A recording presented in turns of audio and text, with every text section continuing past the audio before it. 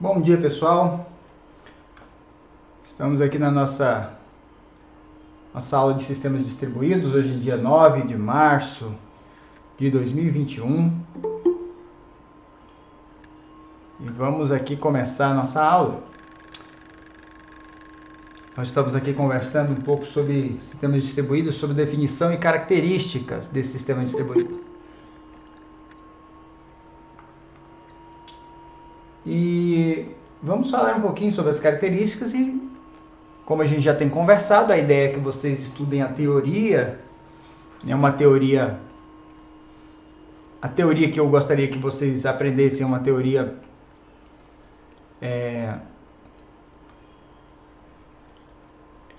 de definição, né, com exemplos, e a prática seria alguma implementação disso daí para a internalização do conteúdo por meio da implementação.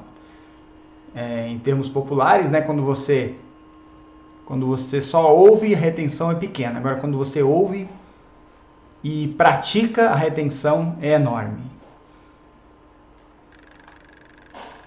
Características de um sistema distribuído, pessoal. Principal coisa que eu gostaria que vocês percebessem é que ele é um sistema centralizado na perspectiva dos usuários, tá? E na perspectiva dele mesmo, aí não, tá? Internamente, ele vai funcionar de várias formas, em várias máquinas, em várias CPUs independentes. E aí ele pega e para o usuário ele mostra uma coisa só. Tá ok? Então é isso, gente. Agora, ele tem características. Por exemplo, a estabilidade. Suponha que ele tem 4 máquinas para efetuar um processo aí. Se a máquina 3 cair, ele executa o processo só com as outras, a 1, a 2 e a 4. Se a 4 cair e a 3 cair, então fica só com a 1 e a 2.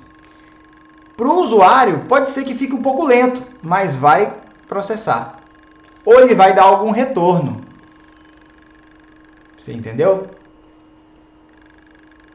Então, ó, ele pode apresentar lentidão, mas ele não chega a falhar. Entendeu? Então é isso que a gente tem que representar nos nossos sistemas. E esse comportamento.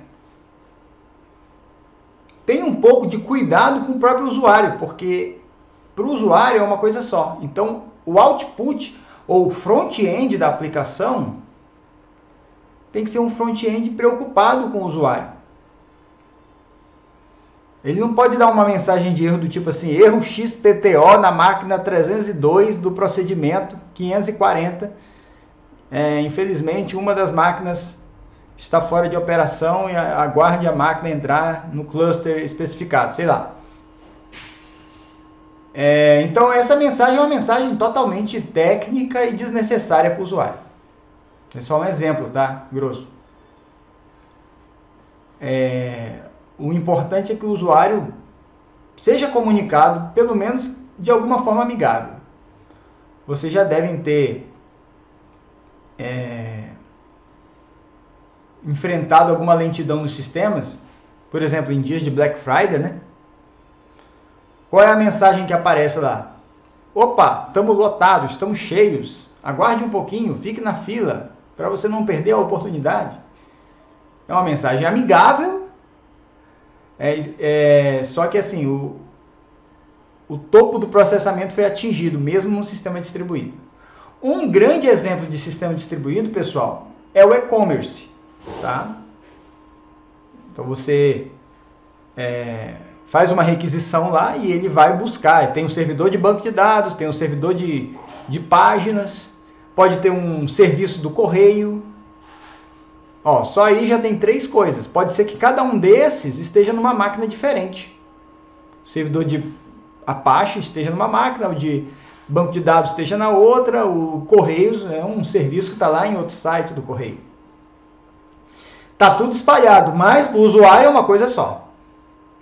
tá? Consulta de CEP, de frete e tudo mais. É um exemplo, tá? Agora, tem outras coisas que a gente faz, que é processamentos de cargas de dados, que aí seria uma abordagem que eu queria me concentrar com vocês. Porque programação web, de certa forma, vocês já trabalharam, já trabalham, que é um sistema distribuído. Entendeu? Mas eu não quero chover no molhado. Então a gente vai acabar abordando um pouco mais internamente a filosofia do sistema distribuído.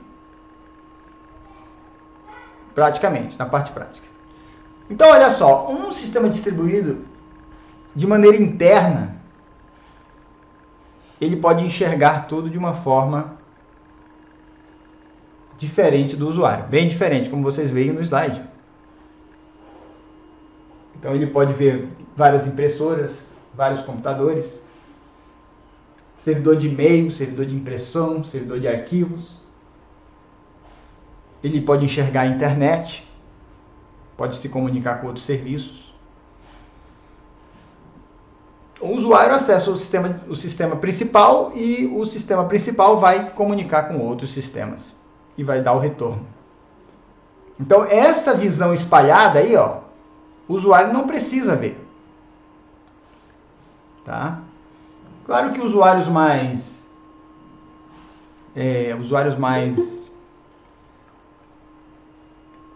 avançados podem perceber, agora ele está tentando acessar a rede, está tentando acessar o correio eletrônico e tal, vai tentar mandar uma mensagem num serviço do correio pela internet. Pode ser que ele perceba isso aí, mas não precisa, tá? Então, a arquitetura é assim, a gente vê interno. Só a gente, quando eu falo a gente, é o desenvolvedor. É o sistema e quem o desenvolve tem essa visão. Aqui alguns exemplos de sistemas distribuídos. Você tem como categoria. Basicamente, todo sistema web hoje ele tem essa distribuição. Nem que seja assim, um servidor web, servidor de e-mail, banco de dados, por exemplo. Tem uma distribuição aí de máquinas. Então, quando você tem os aplicativos web aí, você tem um sistema distribuído. Então, você tem o Skype, tem o Telegram, tem o WhatsApp. Eles são de troca de mensagens. Um servidor de mensagens aí fazendo toda uma movimentação. O Skype, né? O Netflix e o Spotify de compartilhamento de arquivos, no caso arquivos de vídeo, arquivos de áudio, música e filmes. Então você tem aí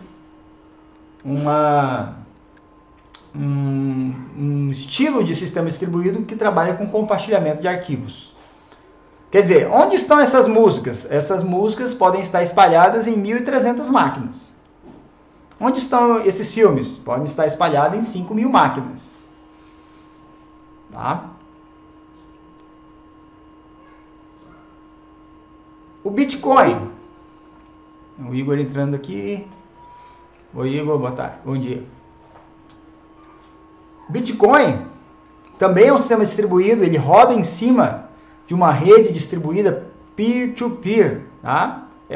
Também outras criptomoedas costumam também, da natureza delas, rodar em sistemas distribuídos. Quer dizer, quem processa uma transação financeira é o blockchain, são as redes, os nós da rede, tem um algoritmo de consenso, faz uma transação financeira ocorrer pelo globo.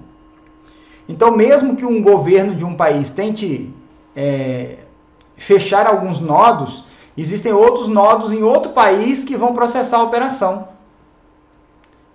Entendeu aí por que o Bitcoin sobreviveu às tentativas de centralizar de governos, de tentar fechar alguma coisa assim?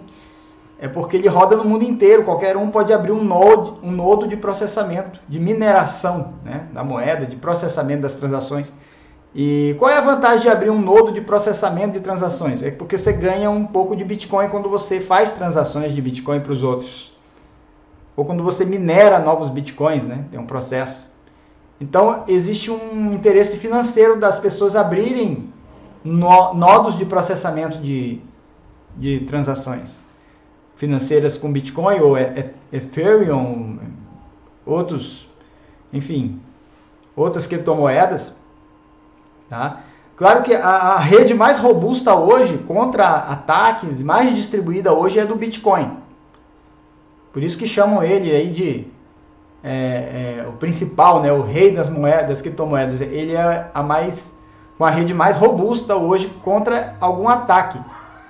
Porque se alguém fechar todos os nodos, ou se algum grandão conseguir dominar 51% dos nodos, ele pode dominar a rede. Então, se uma moeda, uma criptomoeda entra no mercado e ela tem poucos nodos de processamento, algum grandão aí pode dominar esses nodos e tomar conta da rede. Esse é o perigo. A distribuição é justamente por meio do espalhamento, tornar impossível de alguém dominar 51% da rede. E quem tem essa quantidade de espalhamento que é capaz de vencer isso hoje, de resistir a esse domínio, é o Bitcoin, tá? Então é isso, gente. É um exemplo de sistema distribuído aí de processamento de transações financeiras. Temos também o Waze, que também é um sistema distribuído aí.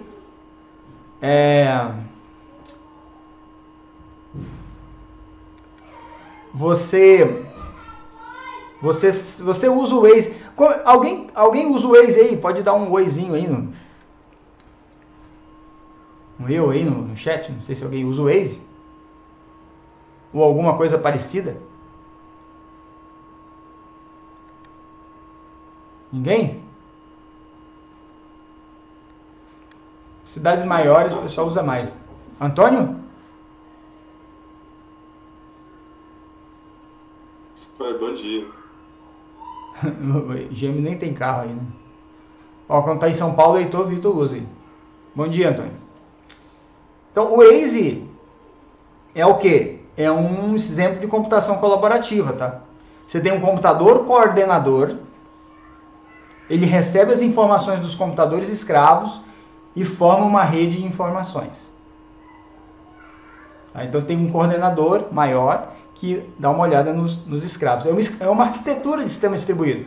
O pessoal fala, vamos inventar o Waze. Como é que a gente faz? Ah, já sei, vamos criar uma rede de informações aí.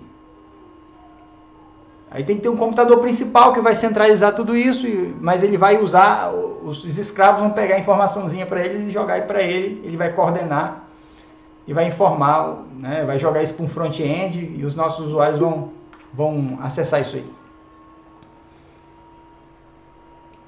Bom dia, João Helder. Então, olha só, se você for desenvolver qualquer um desses aplicativos ou alguma coisa parecida, você precisa criar uma estratégia distribuída para processar aquela demanda. Certo? Então, quando você for trabalhar numa startup, algum lugar assim,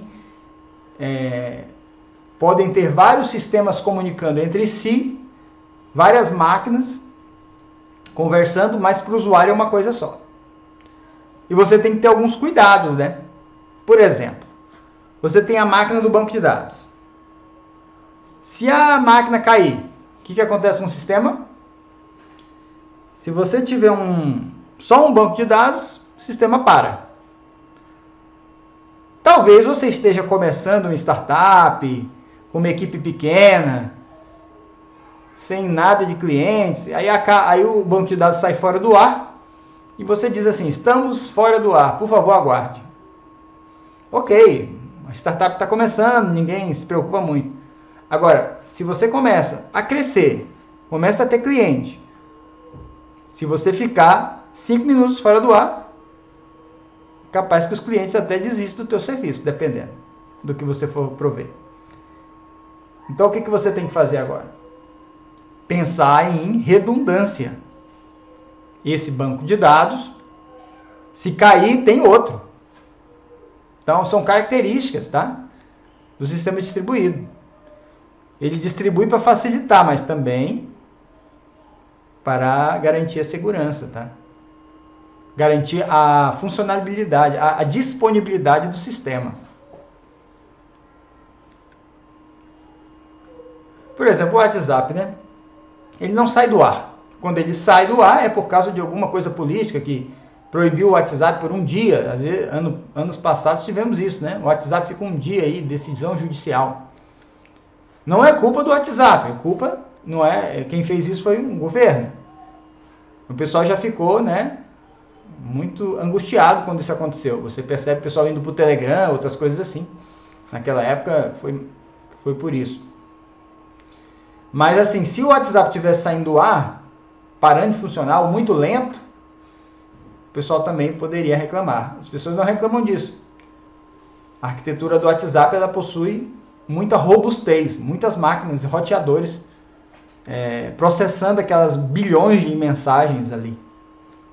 Muita distribuição. Então imagina, se quebra 5 máquinas lá dentro do parque do WhatsApp, será que vai parar de comunicar o pessoal? Provavelmente não. Provavelmente vai ter lá milhares de máquinas. Se 5 caírem, não vai parar o sistema. No máximo, alguma lentidão lá em algumas pessoas que estão conversando e as mensagens estavam naquelas 5 máquinas e aconteceu uma lentidão ali, mas enquanto isso ele copiava as mensagens para outra máquina e continuava o processamento de lá.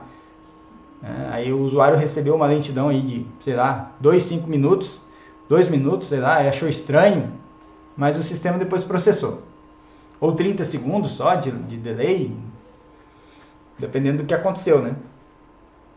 São estratégias, né, pessoal? Internamente, a pessoa vai definir o que acontece se tal máquina pifar. Como é que eu vou manter o sistema funcionando? Então, essa é uma preocupação e quem faz sistema distribuído tem que ter.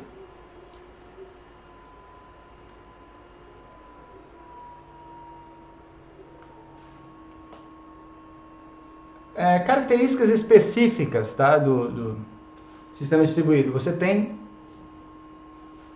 uma troca de mensagens, quer dizer, os sistemas comunicam entre si. Eles se comunicam com mensagens. Lembrando que os sistemas distribuídos não têm memória RAM compartilhada, é lógico. São vários processadores.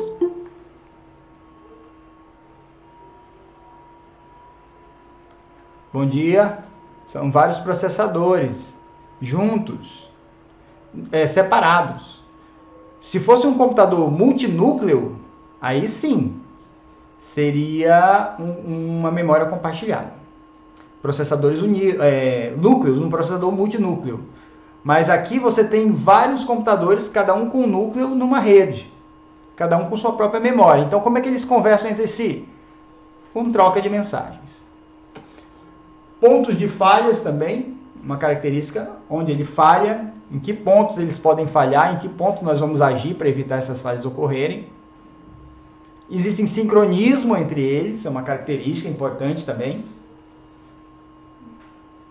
A segurança da informação que está dentro dele também é garantida, tem que garantir, né? Eles também são heterogêneos, ou seja, você tem uma máquina com 32 GB de RAM, conectada com outra máquina com 8 GB de RAM, com um processador AMD, e outra máquina com processador Intel, não importa, são heterogêneos mesmo, mas eles fazem a mesma coisa, né?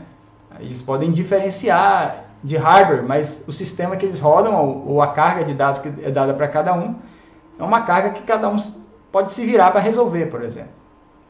O desempenho é uma característica também específica do sistema distribuído. Caso esse desempenho esteja sendo comprometido, de repente é importante inserir uma nova máquina no parque.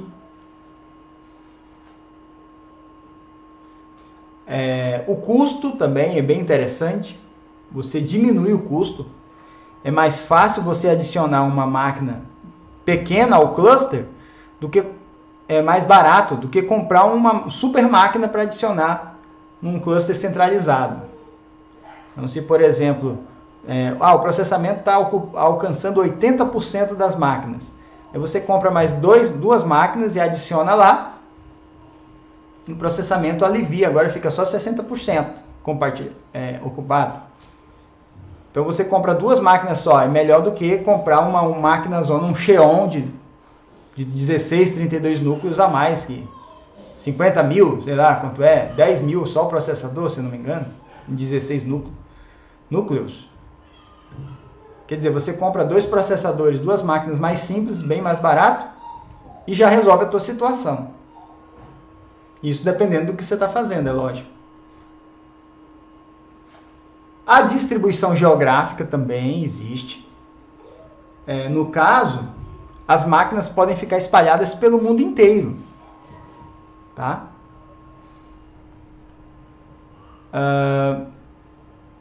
O compartilhamento de recursos existe entre as máquinas. Pode ser que você tenha aí uma máquina mais leve pegando a carga de outra, tem um balanceamento de carga também. Eles compartilham funcionalidades entre si também. A capacidade de expansão é escalabilidade. A gente conversou sobre o custo, falamos um pouco sobre isso. Você pode adicionar novas máquinas e expandir o teu sistema. A concorrência, e aí é uma característica de processamento que se você tiver 1000 usuários utilizando o teu sistema distribuído, eles vão estar concorrendo pelos mesmos recursos. E aí pode ter uma necessidade de... O processamento aumenta aí. O usuário pensa, poxa, está lento o sistema. Mas na realidade, qual será o motivo desse sistema estar lento? Ele pensa, será que é a minha internet? E às vezes o problema não é a internet dele, o problema é o servidor, o cluster lá que está com várias requisições de outros usuários, concorrendo pelo mesmo serviço. Como eu conversei sobre a Black Friday, né? A transparência. Transparência no sentido de que o sistema se mostra íntegro para o usuário. Ele fala o que ele está fazendo e o usuário não vê necessariamente tudo que acontece por debaixo dos panos. Essa transparência é do fluxo, né? Você tem aí um único ponto de contato. É como se fosse, por exemplo, você tem aí esse conceito de único ponto de contato. Você tem a aeromoça de um avião. Ela conversa com você e passa as informações para você. Também tem um comissário de bordo e às vezes o capitão fala algumas coisas, o capitão da aeronave pelo comunicador. Então você vê ali o que está acontecendo com esses 3 pontos de comunicação. Agora, você não vê internamente a logística interna, como é que o piloto levanta voo na máquina, no avião, e coisas internas, você não vê. Tá? Você vê ali aquele ambiente para a gente, que é passageiro, é um ambiente tranquilo, com mensagens bonitas, com música de fundo, querendo que você fique calmo até chegar no local. Mesmo que o avião esteja passando por problemas, em pleno voo, a ideia é que a gente receba um ambiente X ali de comunicação. Vantagens de sistemas distribuídos. Você pode compartilhar dados e dispositivos para fazer uma tarefa. Você tem comunicação entre os sistemas. Você empodera a comunicação aí. Você tem flexibilidade para fazer os processamentos. Pode usar várias máquinas para fazer processamentos. Você aumenta a confiabilidade, porque com mais máquinas você tem ali, se uma falhar, a outra pega o trabalho. Tem balanceamento de carga, espelhamento. Aumenta a velocidade também. Você pode aumentar, se for um processamento pesado para ser feito, uma carga de milhões de dados, bilhões de dados. Você pode fazer o que a gente chama de processamento elástico, né? Computação elástica. Computação elástica é isso. Você adiciona computadores quando precisa fazer um processamento grande. Aqueles computadores processam aquela carga de dados e suponha que em meia hora o processamento esteja concluído. Você pode diminuir os recursos para não ficar gastando com aqueles recursos disponíveis ali.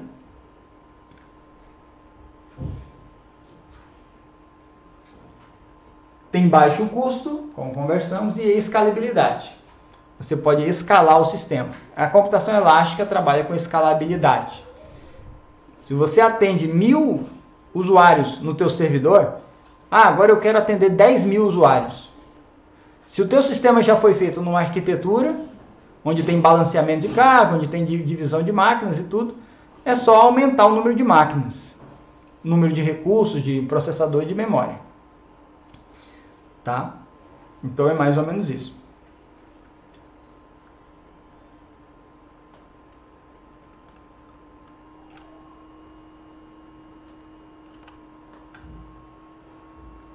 Bom,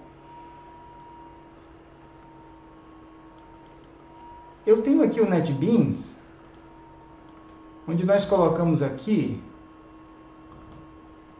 aquele nosso projeto. Vocês fizeram o Olá Mundo, não é isso? Deixa eu ver, cadê o Olá Mundo Standalone aqui? Vou chamar aqui Olá Mundo Standalone. Está em Java? Deixa eu ver se eu rodo ele aqui. Está aqui, ó, Olá Word.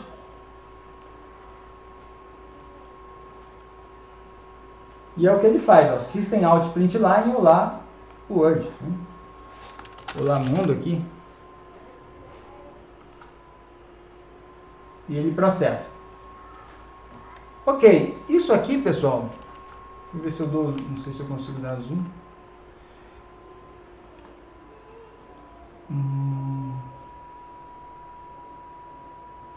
Não estou conseguindo. Aqui é um standalone. Então eu queria passar uma atividade para vocês, que seria vocês quebrarem o Olá Mundo em um sistema pseudo-distribuído, tá ok? Então você tem aqui, suponha que cada programa aqui é uma máquina. Então você tem aqui, ó, suponha que o meu Olá Mundo agora eu quero que ele seja um Olá Mundo distribuído, tá? Um Olá Mundo distribuído.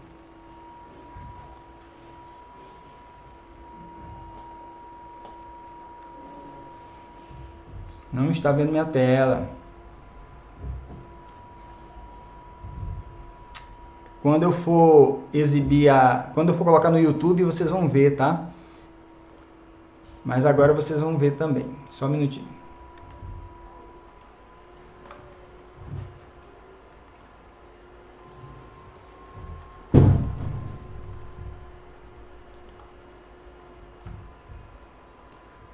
Então agora vocês estão vendo, né?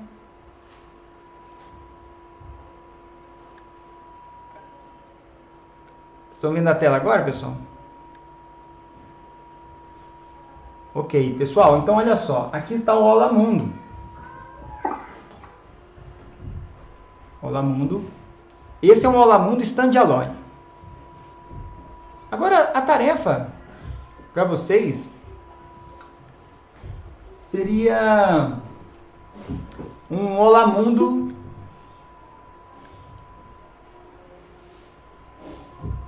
Opa, bom dia. Tudo bem? Alguma dificuldade? Chegou só agora? Não sei como é. A sala começa 8 horas aí, hein? Então, pessoal, nós temos aqui um Olá Mundo standalone. Agora, eu queria que esse Olá Mundo ficasse distribuído. Pseudo-distribuído. Suponha que eu vou pegar dois processos, duas máquinas, sei lá. Uma máquina para falar o olá e outra máquina para falar o mundo. Olá, mundo. Beleza? Então eu tenho aqui o meu programa Olá. Olha aqui. Qual é a função desse programa? Dizer olá. Tá aqui. Vou até executar ele aqui agora, ó. Olha o que ele faz. de isolar. E aí eu tenho meu outro programa aqui, ó, chamado Mundo. SD Mundo, Sistema Distribuído Mundo. Qual a missão desse programa? Exibir na tela a palavra mundo. Vou dar um play aqui. Aí, mundo. Quer dizer, nós temos dois programas, um diz olá, o outro diz mundo. E aí eu tenho aqui o meu SD Olá Mundo, que por sua vez, ele chama os outros dois, tá bom? Então, olha só, aqui tem uma função, se quiser dar até um print na tela aí, mas depois o vídeo vai estar disponível. Ele executa um processo, que é uma execução de um jar. Então ele executa um outro programa Java. Quer dizer, o meu SD Olá Mundo, ele vai chamar dois outros programas para ajudar ele a cumprir a sua missão. E aqui está ele fazendo isso.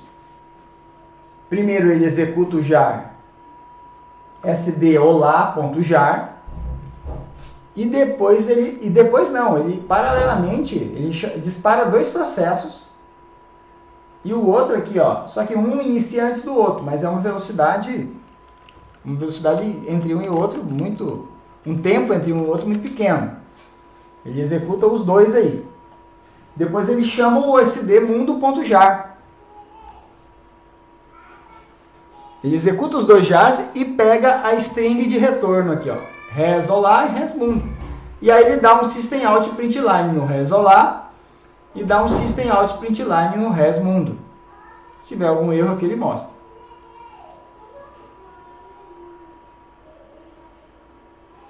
Vamos executar isso aqui. Olha só, olá e mundo. Só que o olá, quem processou o olá foi aquele SD olá, e quem processou a palavra mundo foi o SD mundo, tá? Inclusive, se eu for aqui, ó, no mundo aqui, ó, mundo. Vou colocar aqui mundo da computação. Mundo da computação. Vou construir. Ó, acabei de construir o SD mundo. Agora eu volto para o meu Olá Mundo aqui, ó. Nem preciso compilar ele, é claro que não. Eu só compilei o mundo, o SD mundo. Dou o play nele aqui, olha o que ele vai falar. Olá, mundo da computação. Então o meu SD Olá Mundo não precisou ser recompilado. Eu só recompilei o SD mundo, coloquei mundo da computação lá para o retorno dele. Então, olha só. É como se cada um dos processos fosse uma máquina. E a máquina SD Olá Mundo é a coordenadora. Ele vai chamar Olá, vai chamar Mundo. Chamou as duas e printou na tela os seus retornos.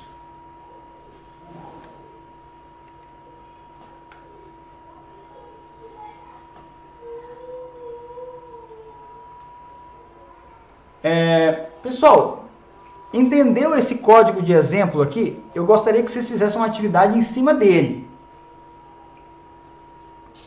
Tá? E aí a gente vai usar o fórum para vocês conversar.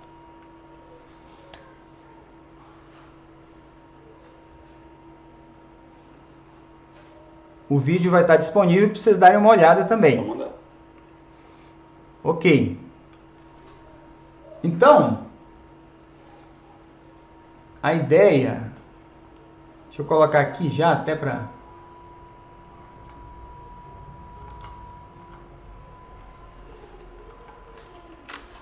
Atividade fórum, por exemplo.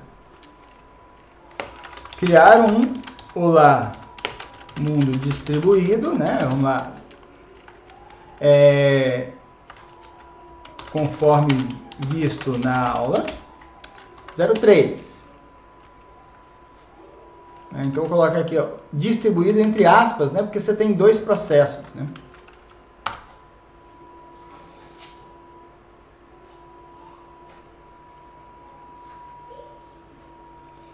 E aí vocês vão simular erros, né? Vão tratar erros. Que erros?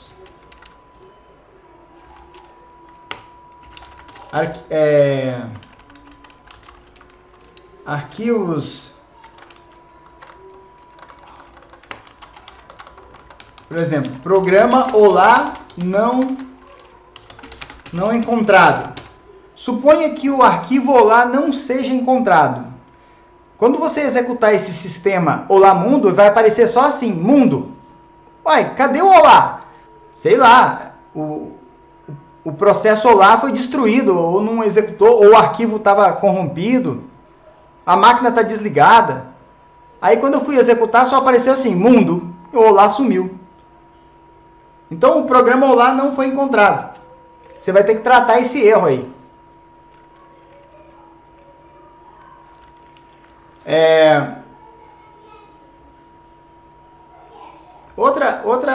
Outra coisa interessante, incidentes, seria um delay. Deixa eu dar um exemplo aqui.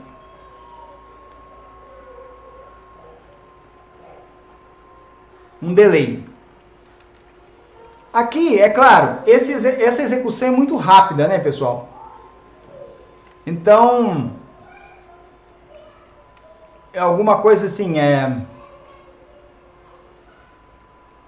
uma coisa rápida, então não tem como... Mas suponha que seja demorado esse processo de mostrar mundo na tela. Eu vou colocar aqui um exemplo aqui para vocês, olha só. Eu vou aqui no mundo, por exemplo.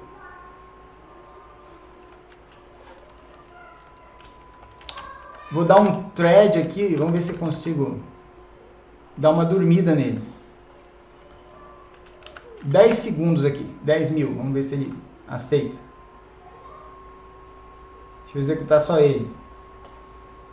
Olha só, estou executando ele, ó. Cadê a palavra mundo aparecendo?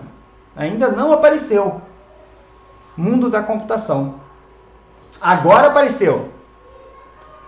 Então quer dizer que eu simulei aqui uma demora no processamento, tá? Então quando eu chamar o meu olá mundo aqui, olha só. Ele está parado agora, ó. Ele está esperando o processamento do mundo da computação.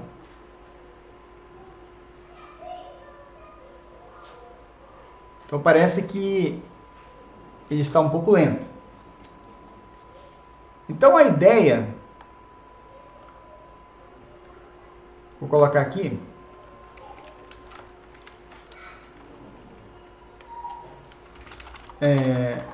programa mundo demorando responder acima de 10 segundos, por exemplo.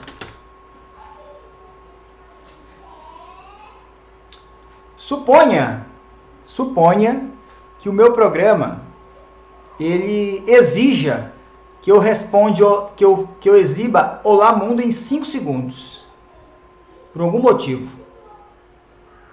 Então, se demorar mais que 5 segundos, o meu coordenador, que é o SD olá mundo, ele tem que dizer, ó, infelizmente está demorando, né? Pedimos desculpas, alguma coisa nesse sentido. E finalmente, vocês podem também exibir o tempo de execução, tá? Tempo de execução do olá, tempo de execução do mundo, né?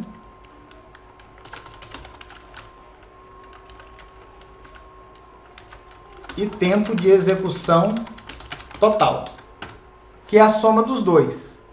Então vocês vão disparar um temporizador aí, em Java, que vai contar o tempo.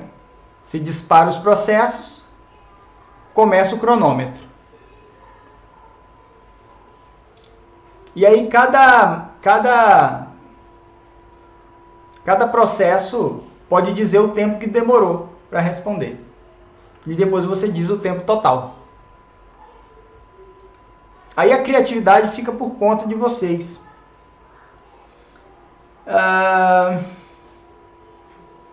Essa tarefa avaliativa, eu vou colocar aqui em trio, tá? Java, só Java, não Python não, tá? Vou concentrar aqui em Java. A atividade é a linguagem combinada aí no começo da disciplina. A proposta. A ideia é mais o conceito. Tá? Então, Java executa a função que a gente está querendo. Vamos usar ela como a preferencial. Então, aí em trio, você escolhe os seus componentes aí, me passa pelo WhatsApp os grupos. Inclusive, esses grupos podem já ficar fixos para atividades em grupo que a gente fizer até o fim da disciplina. Tá ok?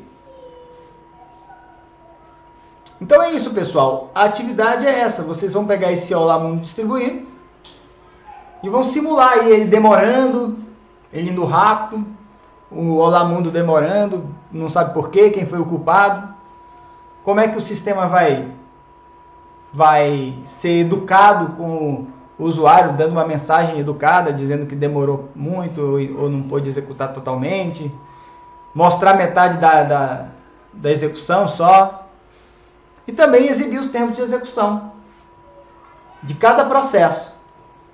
Aí você sabe quem está sendo mais lento. E vocês podem até pensar em otimizar. Por exemplo, Olá é um processo, mundo da computação é outro. De repente, se o mundo da computação está muito lento, eu tenho que criar um outro processo só para retornar da computação. Então ficaria 3 processos: mundo, Olá, o outro mundo, o outro da computação. Isso é um exemplo, tá? É claro que não será preciso, mas mais para frente a gente vou propor aí uma carga de dados real, tá bom?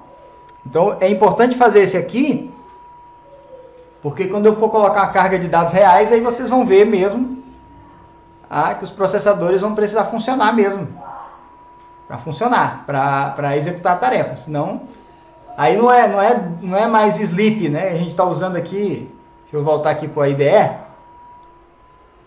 Estamos usando aqui um artifício, né? Sleep, né? Mas na verdade a ideia é que eu vou mandar para vocês uma carga de dados que não vai nem precisar de sleep para demorar, porque a carga já vai ser pesada mesmo. Ela mesmo já vai exigir uma demora, vai exigir o trabalho do seu processador. Tá? Aí você vai perceber mesmo, né, que ele está demorando porque está realmente processando aquela carga de dados. Por isso que é importante vocês fazerem aí esses 3 arquivinhos aí. O Olá Mundo, o Olá e o Mundo. Você quebra aí processamento em 2. É uma divisão de responsabilidades e um coordenador que junta o trabalho dos 2 escravos aí, ou dos 2 trabalhadores. Tá? Pessoal, alguma dúvida? Entenderam? Nós estamos remoto aqui, é importante vocês me dizerem isso. Comecei com um Alô Mundo, agora nós estamos com um Alô Mundo pseudo-distribuído. Estamos dando mais um micropasso para podermos consolidar o conhecimento. Queria ouvir de vocês aí. Tudo ok? É por aí mesmo? Vou compartilhar o vídeo no YouTube, né? Vou disponibilizar para vocês a aula. E aí vocês trabalham aí esse código e fazem essa atividade. Ela é divertida, ela é gostosa de fazer. tem que ter o conhecimento de programação. Espero que todos aqui estejam aí familiarizados com os códigos de programação. Beleza? Então tá bom. Eu estou subindo o vídeo, daqui a pouquinho vocês recebem ele. Aí eu abro o fórum lá também. Vocês já me dizem os componentes e mão na massa. E eu fico à disposição. Depois desse level, a gente sobe o level, viu, gente? Vamos, igual o videogame aqui, né? Vamos subindo o level aí e processando coisas reais aí daqui a pouco. Então tá bom, gente. Tchau, tchau. Daqui a pouco eu mando a tarefa.